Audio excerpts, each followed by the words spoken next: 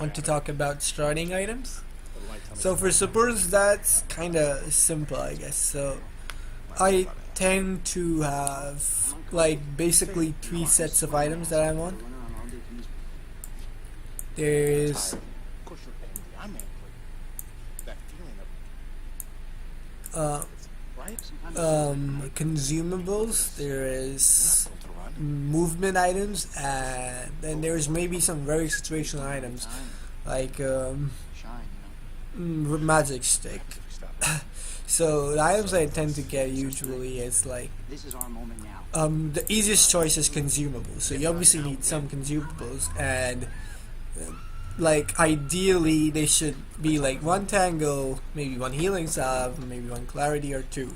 So these are the standard consumables that you should have. So the way to categorize that is I usually don't go for a lot of health regen if I am playing roaming, primarily roaming. For example, if I'm playing Kanka, I'm going to focus on maybe one tango, keep some clarity so I can use my spells for multiple ganks. So maybe two clarities.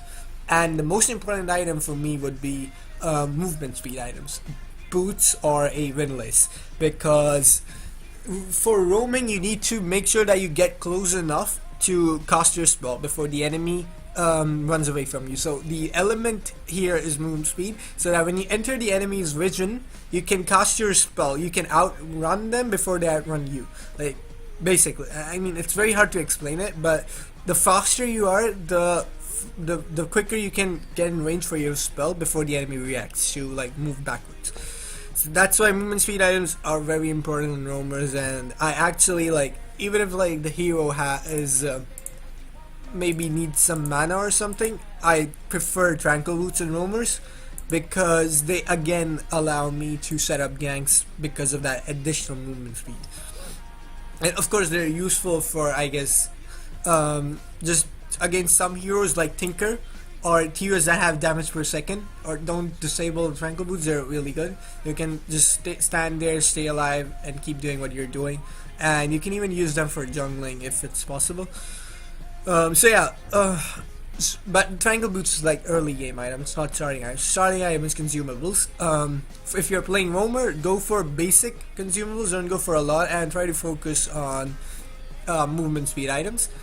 Other things, for example, are the magic stick. So if you can predict the lanes, for example, you're off lane and you know it's going to be like someone that spams spells, maybe a bristleback, or like it's unlikely for there to be an off lane Zeus. Sometimes in low skill games you can have a PA. If you're playing mid support, then sure, go for sticks on like Lina, Zeus, PA. But we all know the heroes in which you can go for a stick because they spam spells. Like you can kinda go for Alchemist, Bristleback for sure. Maybe Dragon Knight if you want. But for supports, you want to save your gold. Ideally you should almost never rush a van because it's just too much gold. Movement speed is more important in my opinion than going for a run like as the first item. Stick is fine in some scenarios, but then again I think it's more important for making it selective, like a selective buy. Don't buy stick like every game, and certainly don't buy wand. Other items, for example, the other two common items, which are, well, in my opinion, rather expensive but still worth it, is Orb of Venom and Blightstone. So Orb of Venom you can go for on roamers. It's pretty basic build. If you don't need anything else, you can just go for Orb of Venom. If you're definitely like a right click type hero, like if you can get in range, example a Spirit Breaker, Orb of Venom is good because you're definitely gonna be in their face. Orb of Venom is kind of trash on ranged heroes just because there's like 60% difference in the slow that you get on range versus melee. Like melee heroes get 12% slow and ranged heroes get 4% slow. So I would prefer that you get it on melee heroes only. So maybe it's decent on say like a Kanka or Earth Spirit actually, again because he's a hero that can get in close, so you can trigger a lot of right click procs. So Orb of Venom. Blightstone is rarely useful, but it can be very useful again in selected situations. For example, if you have a ranged hero that you can use to zone the enemy a lot. So for example, you're playing a Dazzle and you have a offlane that you can punish, and you can just pick up a Blightstone. For example, it's an offlaner that has low armor. You can deal them a lot of damage, but it's just hard to remember which heroes have armor. So just click on them, check their stats, and you can see, for example, if they have 2 armor, Blightstone reduces 2 armor. You are literally wrecking them with just right clicks if you buy a Blightstone. So that's another great item for early starting items, or even just after starting items. It doesn't need to be starting items. The other last build that I go is the I feel it's something that I only go for. Most supports do not, because it's very inefficient in an extent. And what I do in this build is I pack up on like way more regen than I should, and I go for this build usually when my team has an absolutely trash draft. For example, I'm a solo support, I have an anti-mage with me, and there's a bristleback with a Skyrat mage in the offlane. Like, no matter what item I buy, I cannot realistically hold my carry. For example, the enemy is trying to push the lane, and there's like a fucking mid-storm standing in the woods, and he's just waiting to dive the lane. Like, in these kind of scenarios, I feel like it's really expensive, but it keeps your carry alive. It's just you pack a lot of regen. For example, healing salves. Hell, I have actually bought, I remember that there was a Viper in the offlane, and I had a PL with me, and we were doing a dual roaming strat. I was roaming, I don't know what the other hero was, we used a roamer, I think it was a Kamka. And we were doing dual roaming, and like, we were succeeding in our ganks, but I knew that I was leaving my safe lane alone, and like, PL is not very good against Viper, because he does a lot of damage, Viper, and PL is melee, Viper is slow, so basically. So what I did was, I actually won PL that lane by using all the cash that I gained in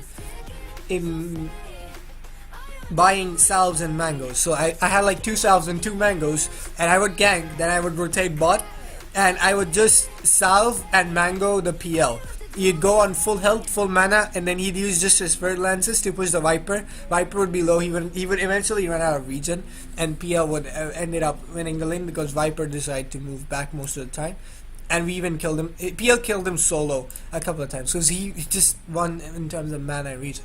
This was very bad for me because my items got delayed, but in the end I managed to secure the core. It happened a couple of times. For example, if you can predict you have such a bad lane that there's no proper item you can buy, like non-consumable, that you can get to secure this lane, then you can go for a lot of regen. It's a cheeky build. If you want, you could just go for headrest or like a Basilisk if you want to give mana and regen to your core, but those items are expensive. If you have such a trash lane that you can't even get those items, then this is what I go for. So with that, phase 2 of this is also over. Oh, one thing that I forgot, obviously. So wards, observers, sentries, and smokes. These are also starting items that you need to think about, and it's simple. You should buy observers every game. Like, starting out wards, like, there is no reason for you to not buy them. Sentries are like, I ideally buy sentries when there's an invisible unit, because it just provides a sense of security, and you can also zone them. They don't get free levels on Bleach, so you should try to buy sentries as well. What about, so in terms of dewarding, it's very tricky. Like, I tend to buy sentries depending upon the skill. Like I usually go for sentries when we are playing in 5 stacks, or when we are playing captain's mode, or at like anything above maybe 3k MMR. But below that, I feel like it's not important, because wards are, for me, at lower skill levels, wards, the enemy wards are not impactful enough for you to warrant to hunt them down and spend like a lot of gold on trying to deward them. So what I do is, if I know where, I try to monitor the movements of the enemy supports. I check their inventories, try to decipher if they plant a ward, then I will deward it. But I will not, profile. I don't know, like preventive, like beforehand. I'm not going to buy sentries because I'm expecting to deward. I will do it if I see a trend of warding. So if I see that enemies, we are not able to gank because there are a lot of wards, or we are constantly being ganked into our side of the map because there are enemy wards, then I will switch my mode to deward. So I'm going to expect how aggressive the enemy is in warding, and how successful and how impactful they are in their warding, and then I will decide whether I want to deward or not. So usually I don't go for early game sentries. The last thing was smoke. So smoke's really simple.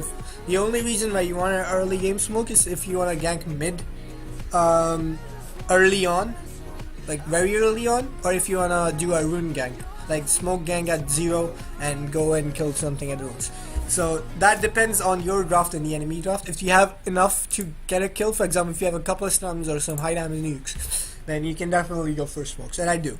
And it's in most of my recent games, I can't remember the last time my initial smokes failed. So you need to start. If you don't, then you should start doing early smokes. They're really effective because they get you an extra bounty, and they also get you a kill,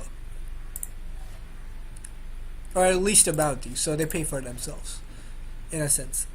But that's pretty much it for this stage of the guide.